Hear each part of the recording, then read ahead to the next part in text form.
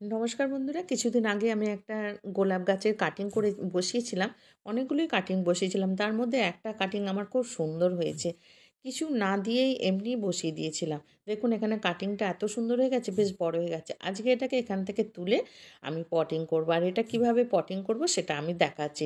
তা চলুন এটা আমি পটিং করে নিই, অন্য পটে বসাবো। এখানে নিয়েছি বাগানের মাটি, চুন, এখানে বনডাস্ট আর গোবর সার নিয়েছি। এর সাথে নিলাম আমি কিছু নিমখোল। এগুলো মিশিয়ে নিয়েছি। মিশিয়ে নিয়ে এইবারে এখানে আমি পটটাতে একটা ছিদ্র একটা টব ভাঙা টুকরো দিলাম। দিয়ে কিছুটা মাটি দিয়ে এই গাছটা আমি বসিয়ে দেবো। এইভাবে যদি গোলাপ গাছের পটিং করেন তাহলে কিন্তু খুব ভালো হবে এবং ফুলও ভালো দেবে। আমি কাটিং থেকে গাছটা করেছি, এটা একটা দেশি গোলাপ। আর এর যখন ফুল ফুটবে অবশ্যই আপনাদের আমি শেয়ার করব। এখন এটাকে আমি কিছুদিন ছাওয়া জায়গায় রেখে দেবো, তারপরে এটা রোদে বার করে দেবো। ভিডিওটা ভালো লাগলে লাইক, কমেন্টস